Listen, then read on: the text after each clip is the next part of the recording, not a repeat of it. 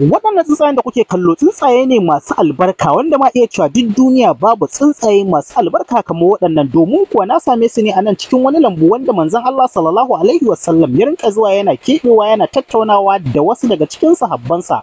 Ya Allah, duk wanda ya ji daɗin wannan bidiyon sannan yayi sharing yayi ma annabi salati, ya Allah ubangiji kai mai sanadin zuwa duk ta hanyar da bai tsammani ba a cikin sauki. Ga mu a gefen ruwan maliya, me zaka ce? Shukran. Okay, shukran. Thank you.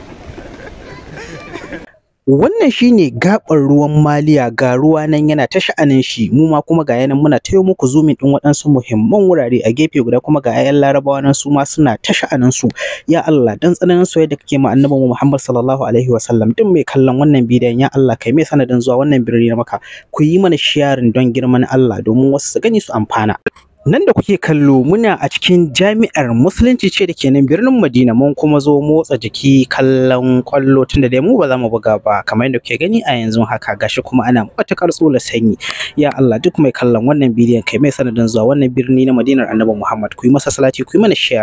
Kun ga nan guraren inda nake tafiya, to nan guraren Manz0n Allah sallallahu alaihi wasallam ya sha zuwa domin keɓewa da sahabbansa, sannan wahayi ya sha sauka a wannan wuri mai albarka, gonar ansar kenan. Sannan ga nau'ika mabambanta na nau'ikan tsuntsaye irin su akukuturu nan daban-daban.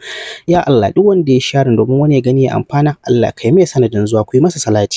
Nan kuma daga birnin Makka ne akan hanyar mu ta zuwa birnin Jidda, Allah ya sa kuna da rabon zuwa, ku yi mana share domin wasu amfana.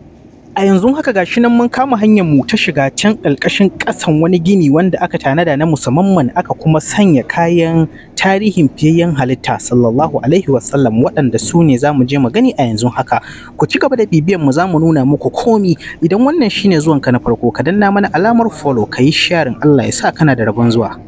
Tofa jama'a, yau mu ma gashi nan mun zo muna ciyas da waɗannan tantabarin da ke kusa da dutsen Uhudu a nan birnin Madinar Annabi Muhammad sallallahu alaihi wasallam. Kai mai kallon wannan bidiyon kar ka manta da yi ma Annabi salati, ka yi mana sharing, Allah ya sa kana da rabon zuwa.